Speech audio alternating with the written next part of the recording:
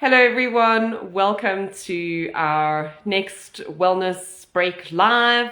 I'm so excited to be interviewing Claire Protheroe today. She is a flow specialist, and flow is essentially working to your best self. Claire, welcome. Thank you for joining me today on Shivless Wellness Break Live. It's so lovely to have you here. To introduce everyone, I'm going to make sure that I don't leave anything out.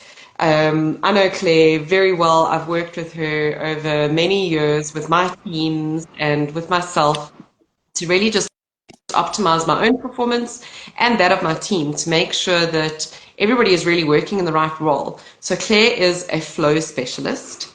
And she's the inspiring force behind the Maverick Accelerator, which is an online and consultancy platform, really focused on optimizing potential and accelerating growth by making sure that people are working within their flow. So as a flow specialist, it's Claire's mission to promote a deeper understanding of wellness, empowering individuals and teams in the workplace to reach their best performance levels, and by helping them connect with their higher selves and realign with the work that they were born to do. It is really the most incredible, powerful work that you do, Claire. So I'm going to sort of hand over to you. Just tell us a little bit more about what flow is. Obviously, I don't explain it the way that you do. Hi, thanks Nadine, thanks so much. It really is great to be here to talk about something that I'm very passionate about because of what it can do for people.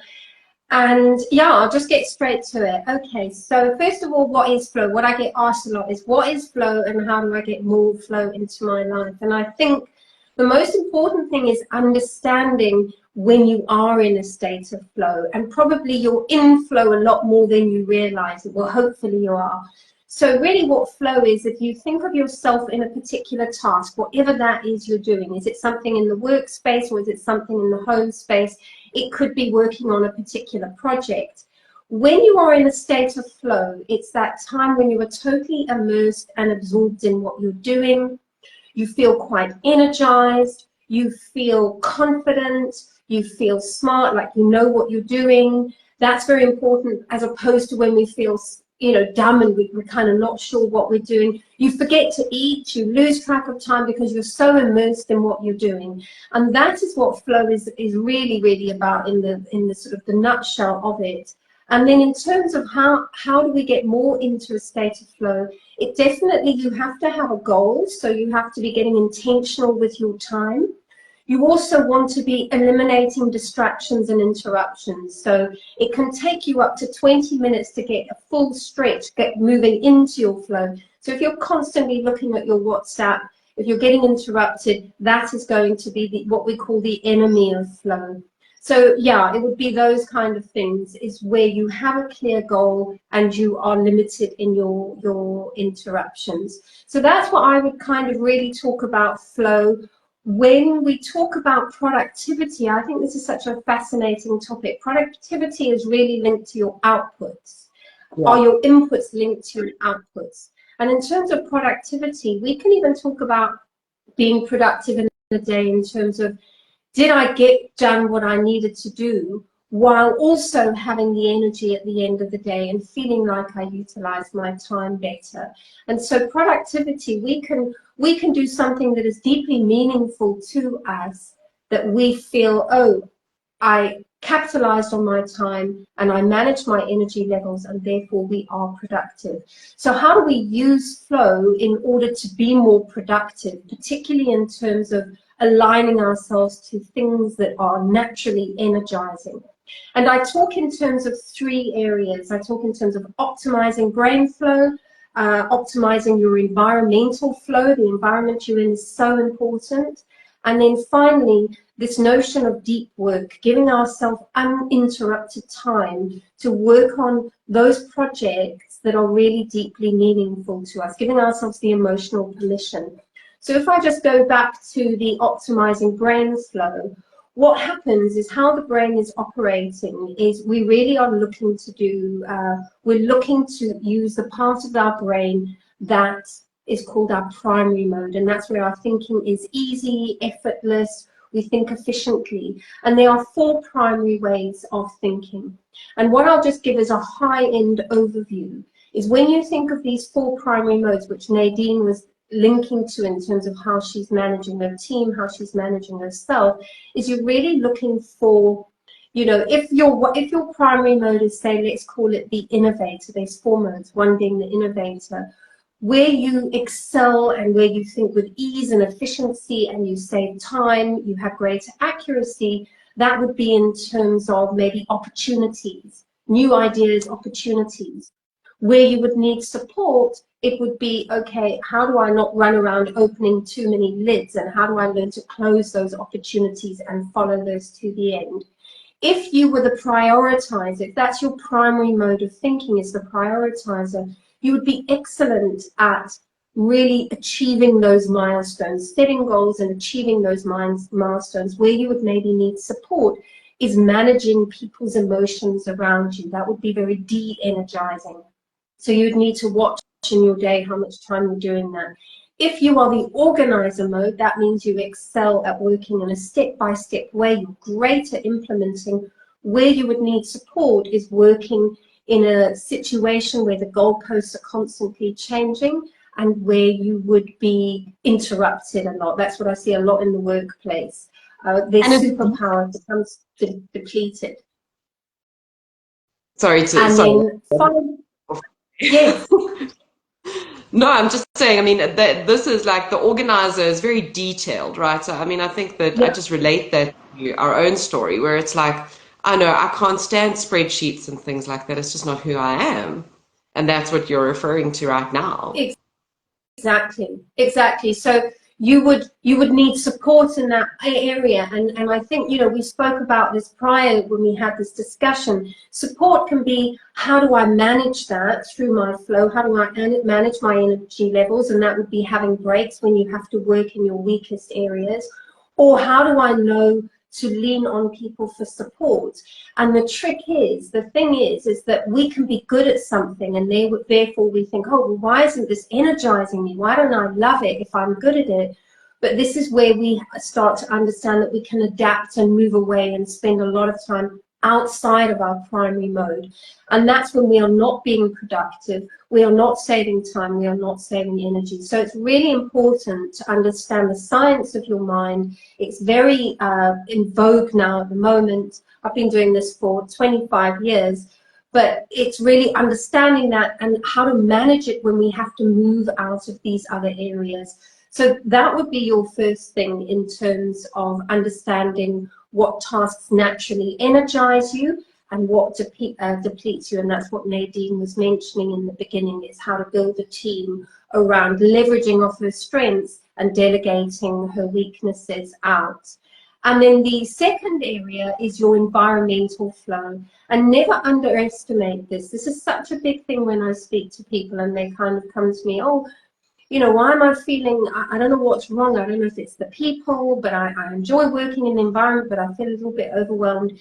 And when we talk about introversion and extroversion, that's really in terms of where do you get your energy and where do you lose your energy. So if you're in an environment and you are slightly more introverted and you're in a very interactive environment, you'll find when you get home quite irritable.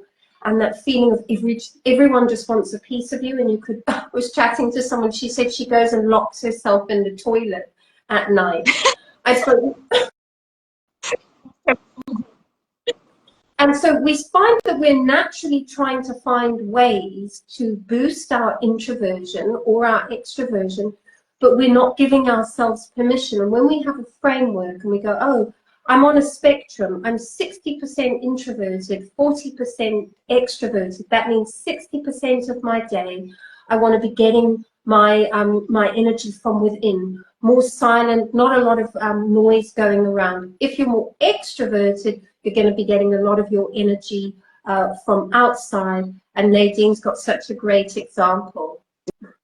Yeah, I mean, I think, you know, so for me, the MA and the Maverick Accelerator, just going through that test and learning so much about myself, gave me such an incredible understanding of what energizes me. So, like, for example, through COVID, because I couldn't hug people and because we couldn't be around people, I got so incredibly depressed.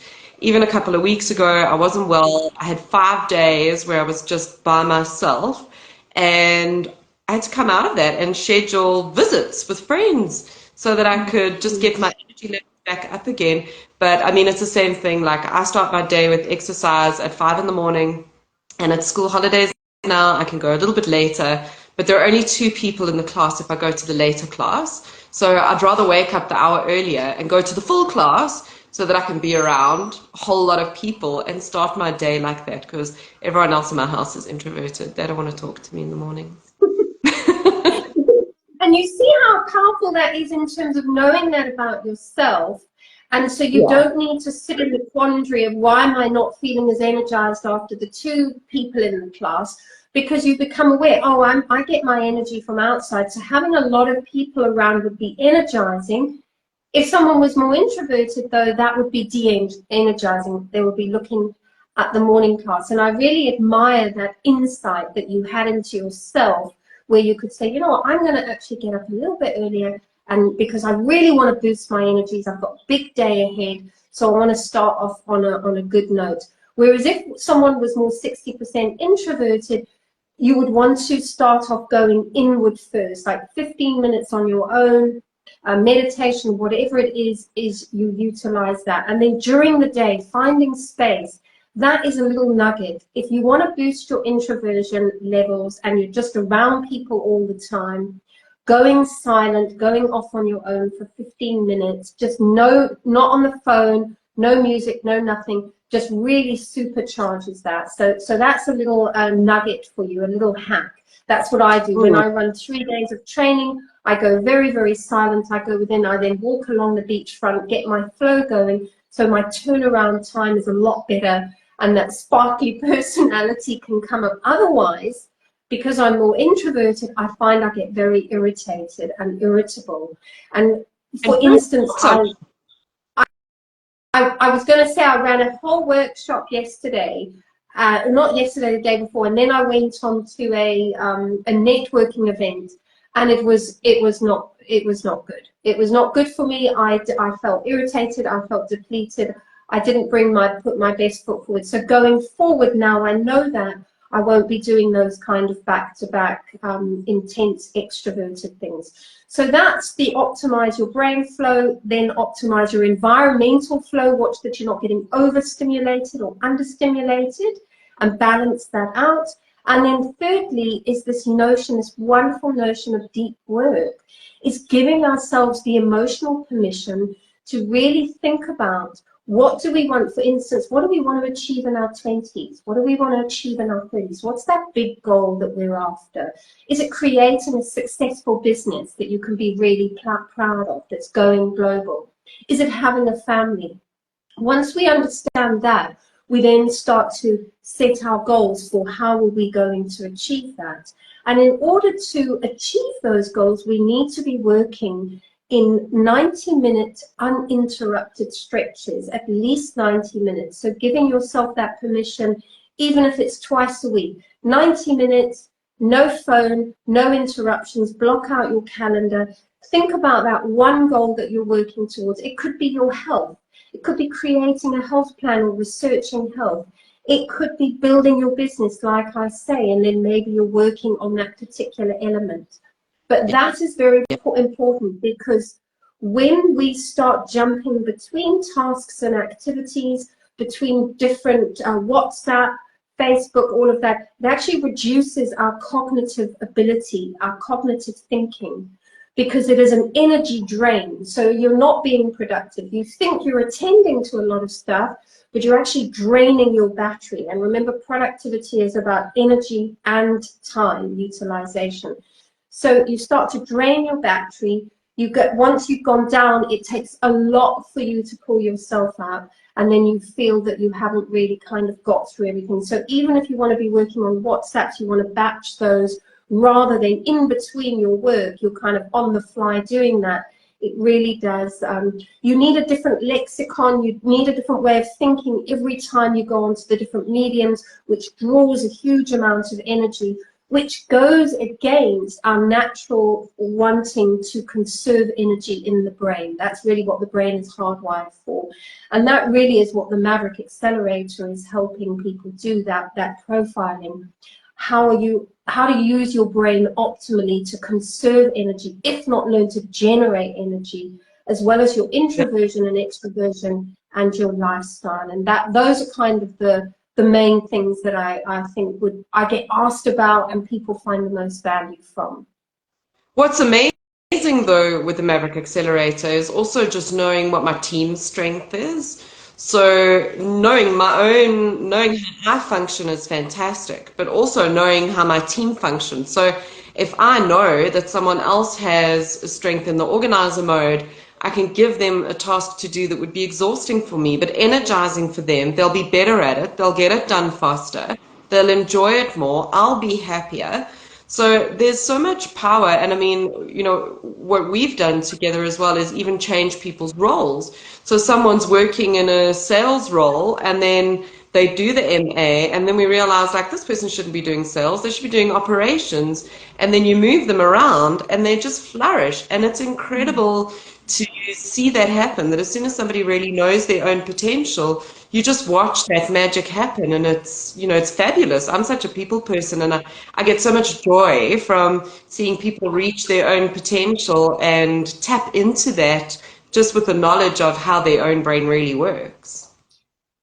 Absolutely, absolutely, and that's why I think it's so important to be realigning people or getting people on the path of being, doing what I was born to do. I know I was born to do this. This gives me so much meaning. It doesn't mean it's a happy sail into the sunset, but it's meaningful and it's very rewarding. And I think that's the best thing, that when you're able to, and I'm so proud of you that you do that with your team, because yes, you could have a really good salesperson but they're unhappy and they will eventually leave. They're not putting their best foot forward. But, you have the courage to say, oh, I see that where you really are on fire and where you really excel is in that particular avenue, and gifting people that to get them back on the right track. Because at the end of the day, I think the commonality we all have is we all want to feel we're on the right track. And when we're on the wrong track, how to get back on track and how to realign ourselves. And I think that's what I'm passionate about. Absolutely, and you're so good at it, Claire. Really, I always enjoy all of your insights. So with that, give us like 2 or 3 little brain hacks or productivity hacks that we could implement to just optimize our performance like in the moment. Okay, definitely if you're not sure of your primary mode and you just find that you're getting very de-energized during the course of the day, the first thing to do is to start to take body breaks. That comes from high performance habits. It's proven. So you can do it every either 25 minutes or every 55 minutes. A body break is where you sort of move your body, you step away from your laptop, you look outside, look to the sun, very important. You rest your mind. So you can even do some sort of stretching of stuff. And what that does is, if you imagine a hamster on a hamster wheel just going, going, going all day, how it's going to feel at the end of the day, as opposed to a hamster that during the course of the day jumps off the wheel, takes a break, has a snack, rehydrates, and so they manage their energy levels. So body breaks are so important. That would be a definite hack. And when I run training and we don't do body breaks, and we don't empty the mind to put more information in, it's exhausting at the end of the day. And you want to contribute to your family. You don't want sort of the breadcrumbs for your family. So I would say that. I would definitely say going silent during the courses of the day and limiting external visuals. In fact, the UK, they've got laws preventing overstimulation of advertising. So move away from phones. Yeah, because people are getting overstimulated. So I would say, if you can, go places where, I mean, my one client said they're going to create a pod where people can go and sit in the pod Find spaces Yeah. where you can be silent. That'll be great. Yeah. That'll be great. Silent pods. So going silent. And also, when you get home and you've got work to do in the evening, I remember Amy was on the live last week. I shared this with Amy. Often when we get home, we think, oh, I need to just quickly eat, and then I need to get to those emails. That is not productive at all. You want to give yourself a break, say 45 minutes or an hour. Do the things that energize you, your flow, like going for a walk. So resting your mind through working your body. Connect with people if you're more extroverted to build your energy. You could walk around in the garden. So give yourself that. And then it's like this personal agility tool that just supercharges your energy, and then you get to that email. So really learning to understand yourself and tap into how are you feeling, because your feelings are an autonomic system. They are your guide. So if you're feeling de-energized and tired, then the ways is to go body breaks, go silent, go into your body to relax your mind, do things that energize you, and then when you feel better, then you're able to be more productive. And then when productivity needs to be also linked, we're not machines, to meaning, to rewarding, to time well spent. Am I working on what's most important to me? And I think that's when we can really produce the results or the outputs that we want, rather than just running on empty all the time. It's just no way to live at all. And it's not sustainable, really. It's just not. You just can't do that for an extended period of time. It doesn't work. So this No. has been so fantastic, Claire. I could talk to you all day about this stuff. I'm so fascinated with the brain and how we function. How do people get hold of you? What is the best way for our followers and anyone who watches this video to reach out to you and to get in touch? Welcome to send me an email. I go through my emails. You can send me an email. I'll pop it also in the link. It's claire@maverickaccelerator.com. There's also the Maverick Accelerator website, and on there you will see the assessment. It's Maverick Accelerator /assessment. So the assessment is there. I am going to be, in the weeks ahead, I'm going to be doing the Maverick Accelerator assessment and then going on to group lives where I'm going to be talking through that on a 21-day program. So people will complete their Maverick assessment, and then they'll be coming into the Facebook lives, and we'll be talking about it. What work should you be doing? What work should you avoid? What do you excel at? Where do you need support? What are your hopes and dreams for your career, for your work, for your business? And that's what we're going to be doing on those lives. So keep an eye out for that. That's going to be coming in the next couple of weeks. I'm going to be going live with that. Fantastic. I cannot recommend that enough to everybody. Absolutely wonderful, Claire. Thank you so, so much for joining us here today. And just amazing. You're wonderful. Thank you. Thank you, Nadine. Always such a pleasure. I'm always so inspired by you. Such a privilege to work side by side and call you a friend. You too.